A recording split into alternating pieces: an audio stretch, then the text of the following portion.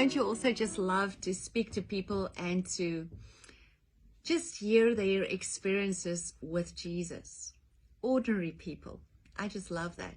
I look in the book of Acts and I read in Acts 4 verse 13, when they saw the courage of Peter and John and realized that they were unschooled, ordinary men, they were astonished, and they took note that these men had been with Jesus.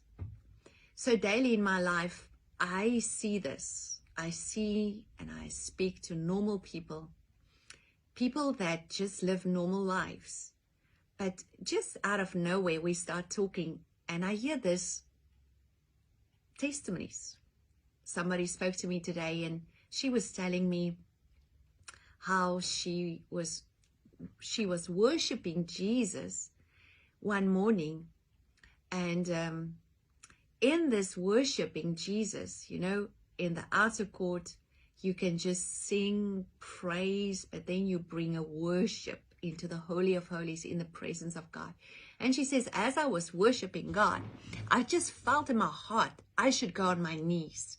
And she says, Retah, the moment when I went on my knees, I just started sobbing and crying, and I could just feel the presence of God.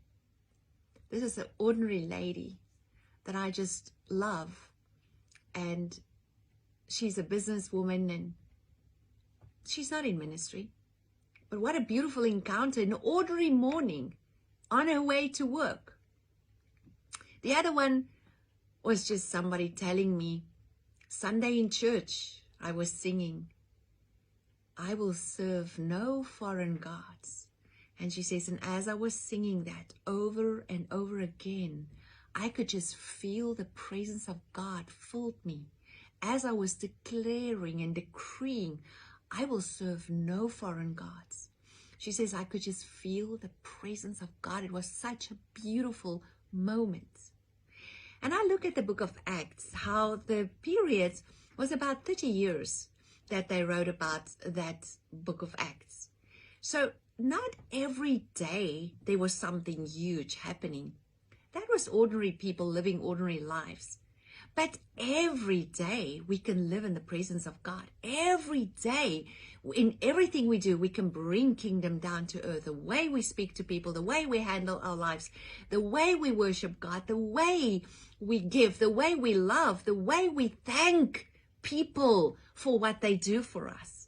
Do you know, if someone's good to you or bless you and you can't even thank them, you can't even display a thankful heart to them, that's not a true kingdom experience.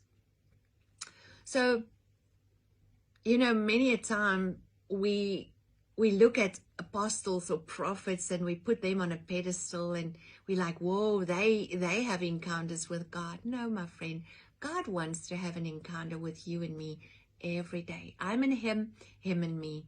This should be a way of living. It should not be a Sunday thing or a one-day thing, or one day I had this encounter. Jesus wants that daily with us. And you know, you can seek his presence. Now, what I read there in Acts was they said there was something about them.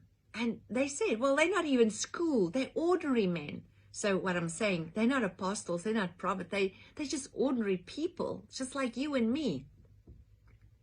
Now, yes, we want to always put people on a pedestal, but this is not what God is saying. God is saying, I come for the ordinary. I come for the foolish of the world. So in every day as a Christian, we are about to live our lives and just bring out the fruit of the Spirit. There's evidence to know that I'm a child of God. I don't need to tell you I'm a Christian. The evidence needs to be my character.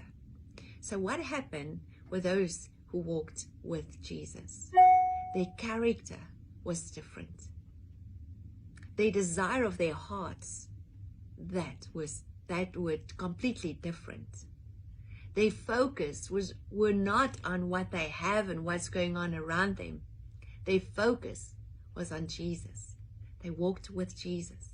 Yes, and we know, even Peter, as he walked with Jesus and he saw miracles and he saw things, even him, he denied Jesus. And this is the process. Yes, we're also going to make mistakes, but that's the process where I need to say, yes, I'm guilty. Yes, I denied him. Yes, I did this.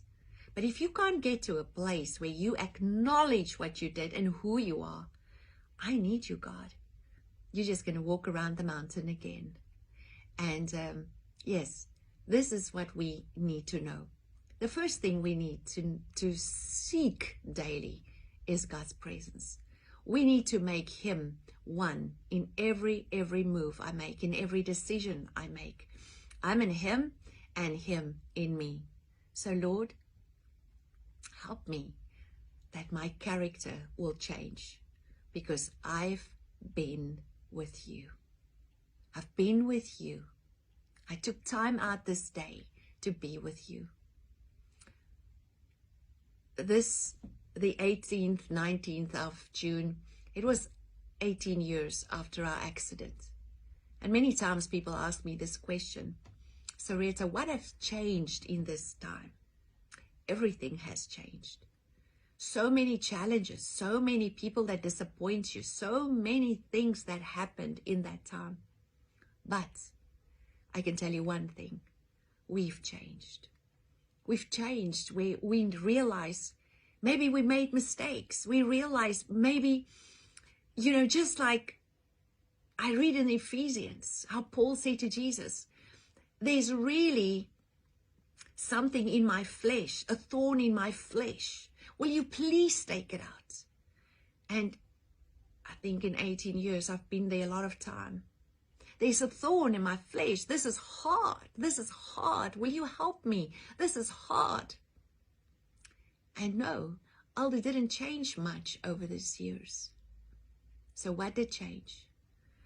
As soon as I entered to the throne of mercy and grace, every day I seek his presence, and I went into the throne of mercy and the throne of grace. I receive mercy in grace, and I call that great grace that God poured upon us, grace to sustain us, grace to give us the strength to endure, grace to pick up every day our child and walk another mile, grace to fight for him, grace. Yes, grace to look challenges in the eyes. So this is why it's so important when I say seek God daily, seek him daily. It is to enter into the throne of grace, to receive mercy and receive grace. If you don't enter in there, yes, the chances are very good that we are going to face some things that we're going to say to each other, I could not make that. Because on your own strength, you would not be able to do it. But the beautiful thing of entering into God's presence, not only do you get grace and mercy for what you face, but you are changed. Every time when you enter in there, Lord, I cannot, but God. I cannot, but God. You will not enter in the presence of God, my dear friend, and not be changed. So this is, I think, what the disciples are saying. We get a changed life. When I look at Peter and I look at John, something happened to them because they've been with Jesus. This is the place where he says, come boldly. You can be with Jesus today. These two women that I spoke to, and they just told their stories to me, they are just normal, ordinary people like you and me. But they've tasted. On a normal day, they've tasted. Why? Because they went in. They reached out. They focused. So this is the key for you and me today. Let's be with Jesus so that our lives can be changed. Whatever you need, it's in his presence. I bless you, my dear friend. May his grace be with you.